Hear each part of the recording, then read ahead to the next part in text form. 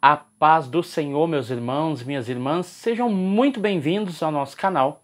É tempo de ensinar EBD, um canal exclusivo para os amantes da Escola Bíblica Dominical. Você aí já me conhece, eu sou Adriano Ricobelo, sou presbítero da Assembleia de Deus aqui da cidade Franca, interior de São Paulo. Também sou professor da Escola Bíblica Dominical. Ministro aulas também no CAPED, que é o Centro de Aperfeiçoamento de Professores da Escola Dominical. E hoje nós já estamos entrando nas últimas aulas da revista. Hoje iremos tratar sobre a lição de número 11, que tem como título A Visão do Templo e o Milênio.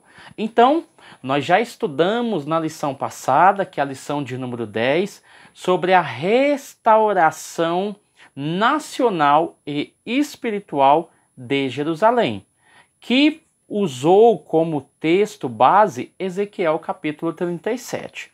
E hoje nós iremos falar sobre o capítulo 43. Então, antes de nós entrarmos aqui e fazermos algumas anotações, já vou te pedir o like, já vou te pedir para que no final desse vídeo faça o seu comentário, coloque o seu acréscimo. Isso é muito importante para o nosso canal, para que o YouTube entenda que esse vídeo é relevante para você, ok? Então não se esqueça, deixe o seu like, deixe o seu comentário. Também vou deixar na descrição do vídeo o Pix, caso você queira fazer uma doação para o nosso canal. Já tem alguns irmãos que doaram.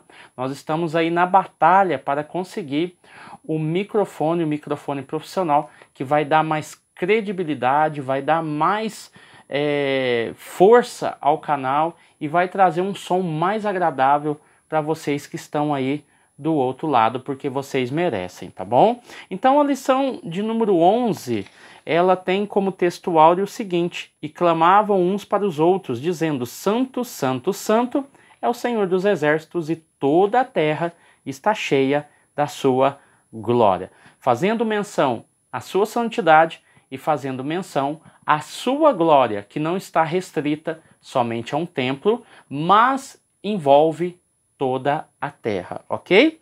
A verdade prática, o ultraje à santidade divina traz destruição espiritual, como nós já vimos aí nas aulas passadas. A santidade de Deus é a expressão máxima de sua glória, tá bom? Vamos lá para a leitura bíblica em classe. Ezequiel capítulo 43, do 1 ao 9. Mais uma vez, em forma profética e espiritual, o Senhor o levou à porta que olha para o caminho do Oriente. Aí nós vamos ver a ênfase no versículo 2 da glória, porque o foco é a glória que havia saído, ela é vista novamente pelo profeta. O mesmo profeta que vislumbrou a retirada da glória do templo é o mesmo profeta que agora tem a incumbência de transmitir que a glória está voltando, né? Então, você vai ver que ela vem ou vinha do caminho do Oriente, a visão está no transcorrer, ela vinha do caminho do Oriente, que é o mesmo caminho ao qual ela saía, que ela foi, e nós vamos ver no versículo 4 que e a glória do Senhor entrou. Então, você vai ver dois aspectos. Primeiro, a glória. Segundo, ela vinha sentido do mesmo ponto ao qual ela saiu, e ele vislumbra também a glória entrando, tá? Então você vai ver alguns pontos aqui que nós vamos trabalhar ao decorrer, mas os pontos principais são esses. É a volta da glória do Senhor nesse tempo que é um templo atípico daquele que nós conhecemos biblicamente, ok? Então vamos lá. Dentro da introdução, o autor já coloca que depois das visões e dos diversos discursos contra o templo e contra a cidade, porque nós temos dois pontos aqui importantes, que a denúncia era contra a cidade, que estava cheia de violência, uma cidade que os seus moradores não estavam mais cumprindo a palavra do Senhor, e também contra o templo, contra as corrupções, a idolatria que existia no templo. Isso nós vimos aí em capítulos passados, tá? Mas esse cenário começa a mudar, o cenário muda. Olha como Deus trabalha. Em um cenário era um cenário de nuvens e escuridão, agora ressurge novamente a luz brilhando nesse cenário que antes era escuridão e trevas. Então substitui ameaças e castigos por bênçãos futuras. Então aqui nós temos aqui a referência de que Deus tem bênçãos para o seu povo, tá? A questão das ameaças e os castigos já estão passando, tá bom? Vamos lá. Embaixo aqui é longo o capítulo, ou seja, é longo e ocupa os capítulos 40 ao 48. Então, toda essa questão da lição de hoje, na verdade, ela tem uma extensão muito grande, que não dá para abordar somente nessa lição. Vai do capítulo 40 até o capítulo 48. Então, é bom depois você fazer uma análise, olhar os pontos principais de cada capítulo, para que você possa extrair alguma coisa e possa colocar aqui na revista e passar para os seus alunos, tá bom? Então vamos lá. Mas o registro da volta da glória de Deus aparece depois da descrição do templo, sendo parte das promessas divinas de restauração. Então nós vamos ver essa referência que vai do capítulo 40 ao capítulo 48, que faz referência ao milênio, tá bom? Esse templo que está muito à frente daquilo que Ezequiel propriamente viu. Assim como aconteceu no capítulo anterior que nós estudamos, Ezequiel 37, que a primeira parte foi cumprida e só falta a segunda parte. Se não me falha a memória, a segunda parte começa no versículo de número 9, tá bom? Do capítulo 37, ao qual nós já falamos na outra aula. Então vamos lá. Tópico 1. No tópico 1 vai dizer o seguinte, sobre o que vem depois da restauração. Vamos lá. Essa parte da revelação de Ezequiel segue o mesmo padrão da experiência do início da sua vocação, que ocupa todo o capítulo 1. Ou seja, a linguagem é a mesma da visão do capítulo 8. A metodologia, a forma como Deus trabalha e trabalhou com Ezequiel, ela foi de uma maneira ímpar, e volto aqui a afirmar que a forma como Deus usou Ezequiel, quase que nenhum profeta foi usado dessa forma. Então Ezequiel foi usado de maneira intensa, tá? De maneira progressiva e de maneira bastante forte. Quando você olha através do capítulo 40, versículo 1, você vai ver que nós temos uma data aí para nós nos colocarmos no tempo, tá? Essa visão acontece 25 anos depois que eles foram deportados, tá? Então nós temos aí a destruição do templo, nós temos a destruição da cidade. Lembra que o Vale de Ossos Secos, Ezequiel 37, foi revelado para Ezequiel logo após a destruição da cidade e do templo. Aqui, essa revelação de Ezequiel 43, ela se dá 25 anos depois que eles foram deportados para a Babilônia. Então já tem aí quase que a metade dos 70, né? E outro dado importante é que foi 14 anos depois que Jerusalém foi tomada, ou seja, a partir do momento em que ela realmente foi destruída. Havia passado-se 14 anos. Então nós temos um dado importante que é bom você marcar e que nos coloca no tempo da visão do profeta Ezequiel. Então anote aí, é muito importante. Subtópico de número 1, a porta oriental do templo, versículo de número 1. Os capítulos 40 a 42, lembrando que essa é uma extensão até o 48, tá? Descreve o complexo do templo, ou seja, as suas áreas, os seus espaços e as suas dimensões. Lembrando que espaços, áreas e dimensões são bem diferentes dos espaços, áreas e dimensões do templo antigo. Por isso que ele é um templo atípico, tá bom? Mas só no capítulo 43 que a glória de Deus aparece. Então nós temos aí a nossa menção do capítulo 43. Anteriormente é mostrado alguns detalhes desse templo e somente depois que é apresentado as particularidades desse templo é que aparece o quê? As visões do profeta Ezequiel vendo a glória de Deus vindo do sentido do Oriente, ok? Então Ezequiel é levado à porta que olhava para o caminho do Oriente, como nós já mencionamos aqui. Lembrar que quando a glória de Deus se afastou da casa, ela também foi em direção ao Oriente. Então, no mesmo caminho que ela foi, ela voltou, tá bom? Isso nós vimos lá no capítulo 9, 10 e 11 da lição de número 4, tá bom? Então, depois lá, se você quiser voltar para ver algum detalhe, é interessante. O subtópico de número 2. 3 observações importantes. Versículo 2, né, da nossa leitura bíblica em classe. Observe que a glória de Deus vinha, tá? Quando Ezequiel recebeu a incumbência de anunciar a destruição do templo e a queda da cidade de Jerusalém, ele também viu o quê? O afastamento da glória de Javé para o Oriente, como sinal de sua retirada no meio do povo.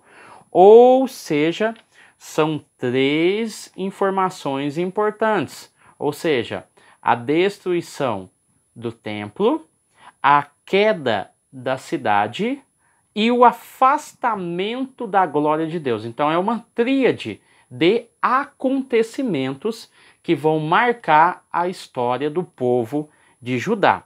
E com isso, o profeta já tinha visto isso na revelação inaugural, ou seja, quando nós olhamos para cá, nós vamos ver algumas características que ele vai colocar aqui, Ezequiel capítulo 1, né, que é a visão dos querubins. Você vai ver que algumas características que acontecem nas visões de Ezequiel, começando lá do capítulo 1, são características que nós vemos aqui no versículo 2. A voz como de muitas águas, né? Você vai ver que são elementos encontrados em visões exteriores. Então, esse ser da visão do profeta, como semelhança de um homem, Ezequiel capítulo 1, versículo 26, é o Messias pré-encarnado. Então, as menções aqui é até bom ele especificar isso, porque nós temos aí o ser que aparece, que tem uma semelhança de um homem, que no caso aqui é o Messias pré-encarnado, e nós vamos ver aqui também para frente a menção de Javé, porque ele fala na primeira pessoa. Então nós vamos ver aqui. Então nós temos em toda a revelação de Ezequiel pontos que nós podemos definir se é o próprio Javé ou se é o Messias reencarnado, tá bom? Pré-encarnado, tá bom? Então vamos lá. O subtópico de número 3. As reminiscências. A comunicação profética e a estrutura do discurso continua na mesma forma de atividade. Ou seja, nós temos aqui 2 elementos da revelação, que é a comunicação, é a forma como isso é transmitido, porque quando você olha a profecia, a revelação, ela tem que ter sentido. Ela nunca perde o seu sentido. Quando você vê Ezequiel 37, que nós estudamos lá sobre o vale de ossos secos, você vai ver que a revelação, ela não é a bel prazer de Deus ou a bel prazer do profeta. Pelo contrário, se você discorre lá a partir do versículo 9, você vai ver que é um próprio ditado, um próprio falar do povo, porque o povo mesmo estava dizendo: nós estamos como ossos secos, né? Nós estamos cortados. Essa era a menção que o povo falava. Então, para bater diretamente com a argumentação do povo, nada mais justo e nada mais real e nada mais simbólico e mais profundo, impactante do que mostrar uma revelação para Ezequiel que isso é de acordo com aquilo que o povo falava, com aquilo que o povo reclamava. Então, já que o povo se sente como ossos secos, eu vou mostrar para Ezequiel, através de um vale de ossos secos, que essa argumentação que o povo tem não é verídica, porque eu, Senhor, posso reviver ossos secos. Então, quando eles dizem que eles estão como ossos secos, quer dizer que não tem mais nada para fazer, não tem mais solução, não tem como, não tem antídoto, não tem remédio, não tem cura, não há como ressuscitar isso. É por isso que a Ezequiel 37 é uma profecia bastante impactante, porque ela impacta o momento vivencial do povo, mas impacta também o ambiente futuro, que é a segunda parte da revelação através do versículo 9 do capítulo 37. Então, quando nós olhamos para essas revelações aqui, nós vemos a mesma coisa. Existe uma comunicação profética e uma estrutura dos discursos. Ou seja, Deus lá no capítulo 37 pediu para ele profetizar 3 vezes. E aqui nós vemos uma profecia que estava de acordo com os acontecimentos. E esses acontecimentos que agora acontecem são para o presente momento e para o futuro. Então Deus trabalha dessa forma. Deus nunca dá algo sem sentido ou manda alguém profetizar algo sem sentido, tá? Ser sentido é diferente de não ter lógica. Às vezes nós pensamos assim, mas isso não tem lógica, tá? Não tem lógica para nós, tá? Mas tem lógica para Deus. Algo sem sentido é Deus mandar profetizar ou alguém profetizar algo sem sentido, algo sem pé e sem cabeça, né? Então nós temos que tomar muito cuidado com as profecias que nós ouvimos. É por isso que a Bíblia nos dá o respaldo de julgar a profecia, tá bom? Então vamos lá. Depois de 14 anos da destruição da cidade santa, Ezequiel foi levado de volta em visão para Jerusalém, tá? Porque nós já tivemos aí a visão inaugural e a visão das abominações do templo, que ele citou aqui, Ezequiel capítulo 1 e Ezequiel capítulo 8. Agora nós vamos ver outra visão, depois de 14 anos da destruição da cidade, tá? Nós vamos ver Ezequiel entrando em cena novamente. Esse período, 28 de abril de 573 ou 572, que o autor nos colocou, essa é revelação escatológica. Não é para o contexto histórico em que vivia o profeta. Então ela tem sentido, ela tem um impacto, mas ela tem um cunho profético escatológico, tá? Ela está além do seu tempo. É por isso que muita coisa não vai encaixar. Ela tem sentido, mas ela não vai se encaixar 100% com o tempo de Ezequiel. Então aqui, entendendo já essa questão desse templo, e quando você estuda, por isso que eu falei, depois dê uma olhada do 40 ao 48, que você vai ver aí através de comentários bíblicos, porque aí é mais fácil de identificar tamanhos, espaços, falta de mobília, que não é mencionada, que nos dá a entender a compreensão exegética de que esse templo não é para os dias de Ezequiel, tá bom? Que por mais que o templo foi restaurado, ele está além do seu tempo. O templo do milênio. Ezequiel não foi o único profeta a mencionar a referida casa. Não foi o único. Ele colocou aqui Isaías, né, como exemplo, mas é o único a descrever o complexo do templo com abundâncias de detalhes, inclusive até com medidas. E isso fez toda a diferença para nós denominarmos que esse templo é um templo atípico, que não está nos moldes do templo anterior. Então pode-se dizer que é um templo atípico, ou seja, diferente. Por essa razão, não haverá necessidade desses rituais no milênio. Então, esse templo no milênio, ele tem características atípicas que vão distingui-lo do templo anterior, ok? Então vamos lá. Uma dispensação diferente. O último bloco do livro de Ezequiel, capítulo 40 ao 48, foca o novo templo, a adoração, a partilha de terras.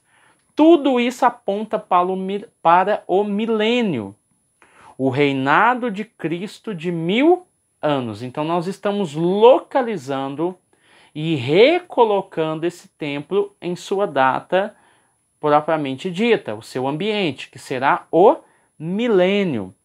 Há muitas interpretações sobre o templo de Ezequiel, há muitas, ok? É extremamente difícil separar o literal do simbólico. Então, talvez essa aula dê algumas divergências concernente ao templo, tá bom? Uns podem localizar o templo em determinadas datas, outros não, é no milênio. Por isso que o autor já deixou muito bem claro que há muitas interpretações sobre esse templo.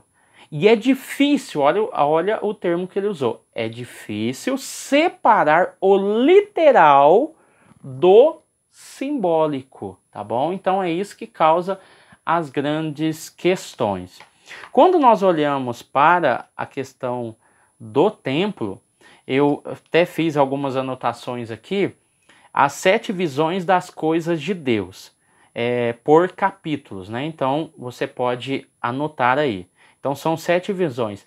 A primeira visão, o futuro e a capital eterna de toda a terra, Jerusalém, ou seja, capítulo 40 até o capítulo 48. Então nós estamos falando do futuro e a capital eterna de toda a terra / Jerusalém, tá bom? Segunda visão, o templo eterno reedificado, tá? Que nós vamos ver do capítulo 40, versículo 5 até o 43, versículo 12. Anota aí.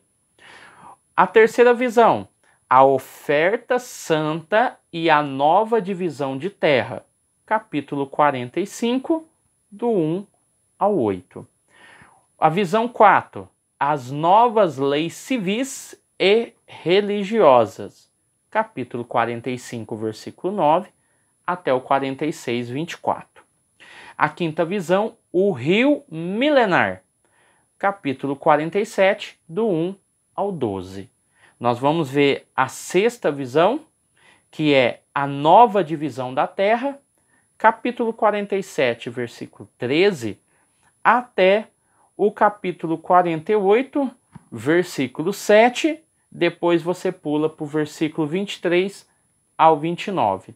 E a sétima visão, a oferta santa, incluindo o templo e os lugares da cidade, capítulo 48, do 8 ao 21, depois você pula versículo 30 ao versículo 35. Então aí você tem uma base bem interessante para poder fazer as suas pesquisas, tá bom?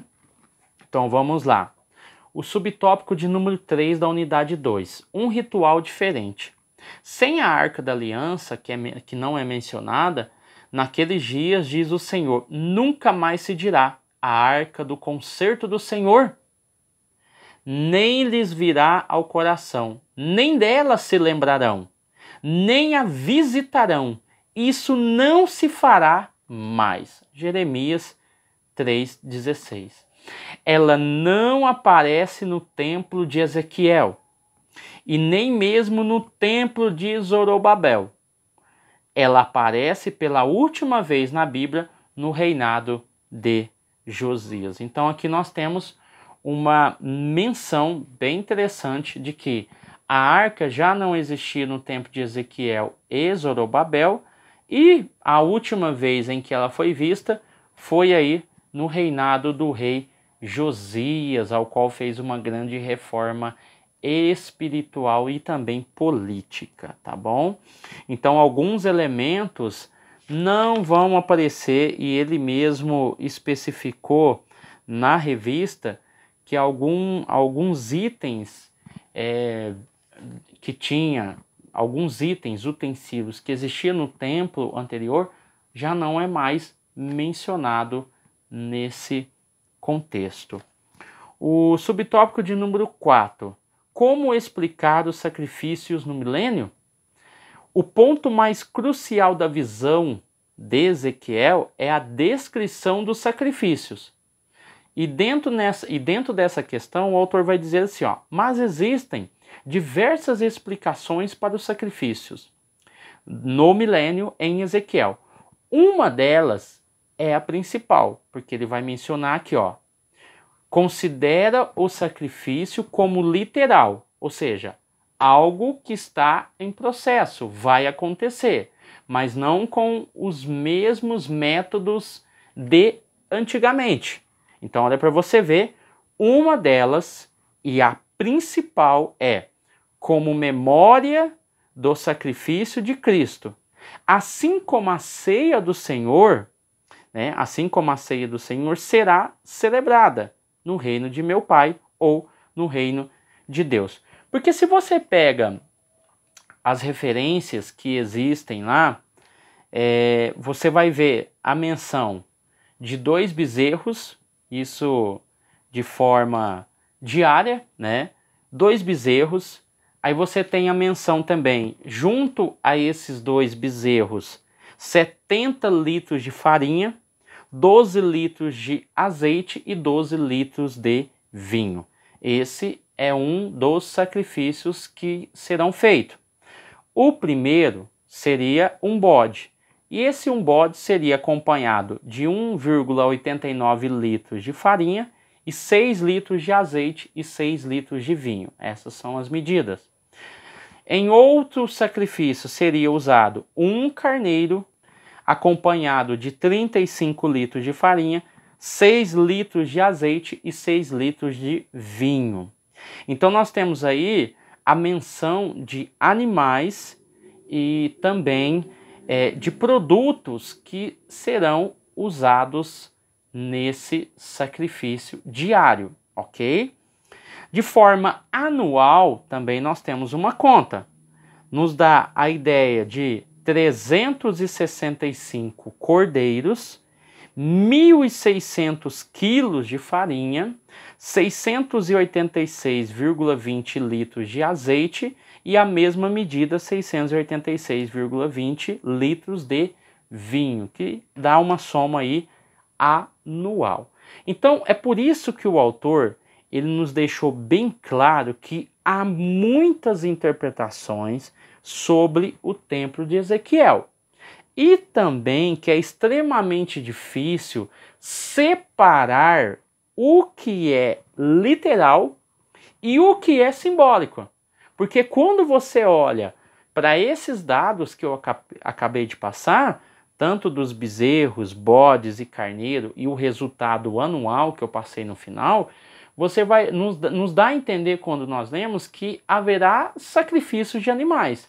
Só que o sacrifício de animal, ele já não terá mais sentido, porque Cristo já morreu por nós e ele é o cordeiro que foi sacrificado. E ele foi o sacrifício único, não precisa mais de sacrifício de animais. Então é por isso que o estudo de Ezequiel do capítulo 40 ao 48, ele precisa ser estudado de maneira minuciosa.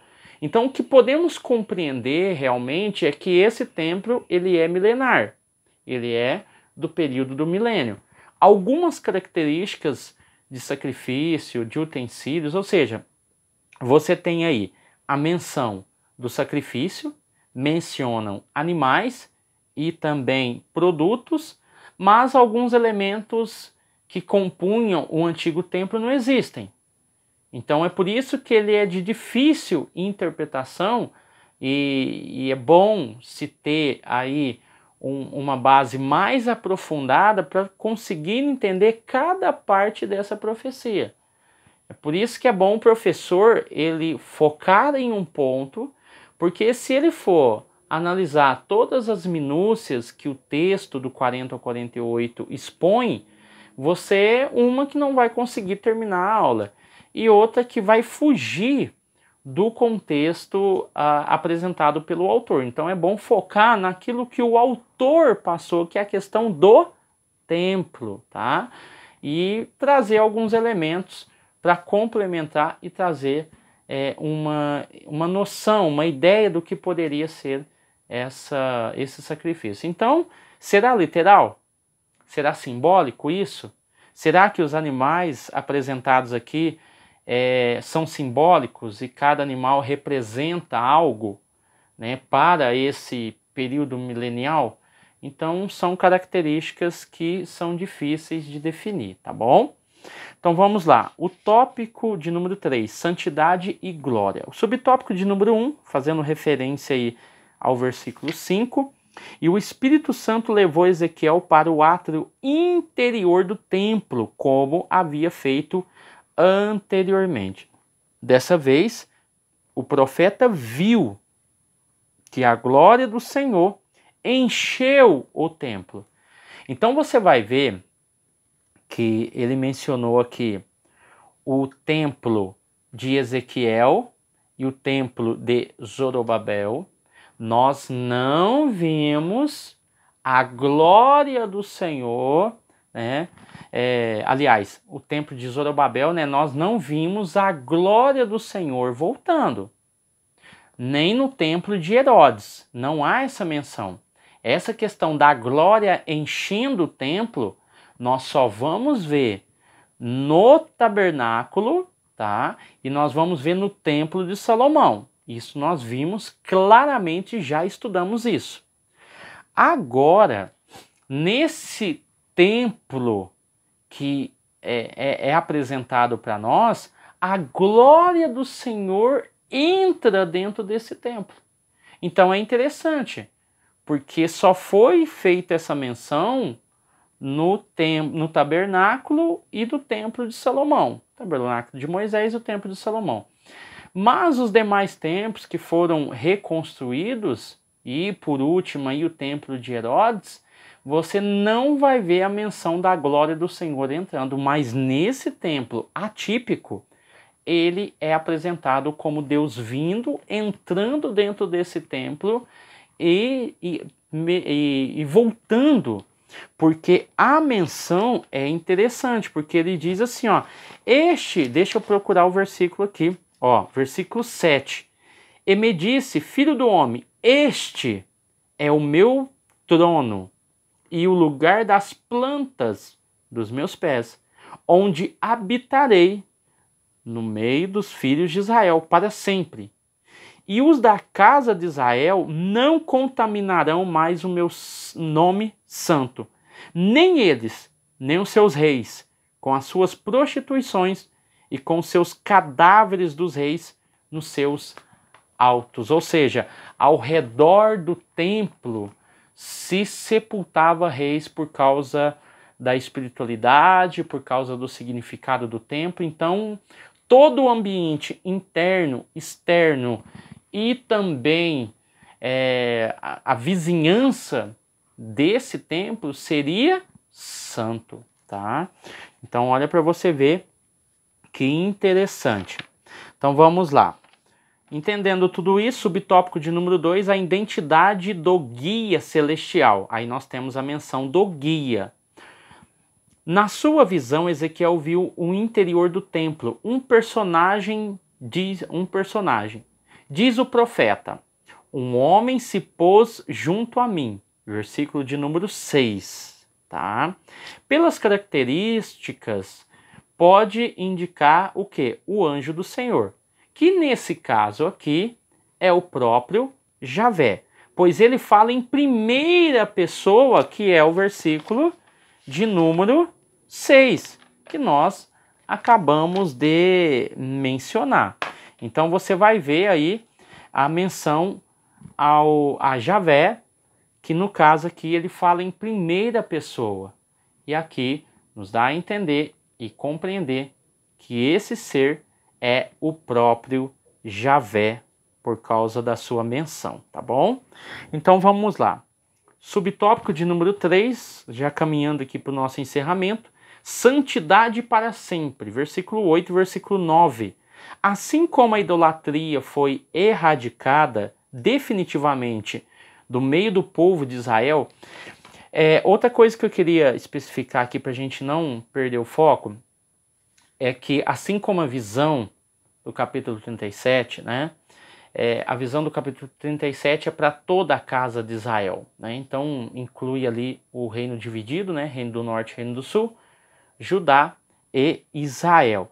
Então nós vamos ver que e habitarei no meio dos filhos de Israel para sempre, e os da casa de Israel não contaminarão mais o meu santo nome. Então, na verdade, as visões, no caso aqui, as visões específicas que tratam da união, da restauração, da busca do pastor por essas ovelhas, eu não estou excluindo, no caso, o norte, né, que é Israel, e nem estou privilegiando o sul, que é Judá. Pelo contrário, Deus traz o povo, une os povos, e isso nós vimos na aula passada, que falou sobre a restauração. Hoje, a nação de Israel, ela é um único povo, né? E esse único povo está debaixo das bênçãos do Senhor, e são reconhecidos como povo judeu, tá? Então nós vamos ver aqui, ó, subtópico de número 3, assim como a idolatria foi erradicada definitivamente no meio do povo de Israel durante o exílio na Babilônia, do mesmo modo todas as abominações e prostituições desaparecerão do meio do meu povo, tá? Então nós vamos ver esse fato muito importante, ao qual a glória do Senhor volta para o templo. Então essa é uma das ênfases da lição, a volta do Senhor para o templo, e esse templo é um templo atípico, que merece muita atenção, uma interpretação para compreender melhor esse templo. O fato é que esse templo novo terá a presença do Senhor novamente, e tudo voltará a ser como antes. E os comentaristas o localizam no período do milênio. Então isso é muito importante para nós compreendermos o capítulo 43. Amém, meus irmãos? Então, infelizmente acabamos a nossa aula, ficamos por aqui, né, com muita coisa que poderíamos ter passado, mas nós não podemos fugir muito da lição, nós não podemos entrar em muitos detalhes, porque senão nós tiramos o foco. E o conteúdo que está aqui é o conteúdo que o aluno precisa aprender, é o conteúdo que o aluno precisa entender, tá bom?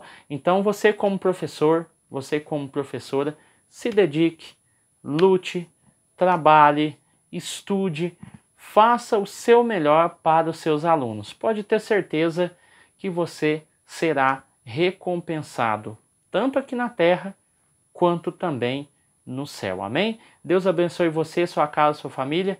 E nós já estamos entrando no finalzinho do trimestre, então nós agradecemos já a Deus por tudo aquilo que Ele tem feito, por tudo aquilo que Ele tem realizado. Agradeço a vocês também, né, que estão aí do outro lado nos ouvindo. Compartilhe os nossos vídeos, comente, dê o seu ok, deixe a sua contribuição, porque isso é muito importante para o nosso canal. Nos encontramos na próxima semana com a lição de número 12, Imersos no Espírito nos últimos dias. Amém? Deus abençoe você, sua casa, sua família, e até o próximo vídeo, se Deus nos permitir.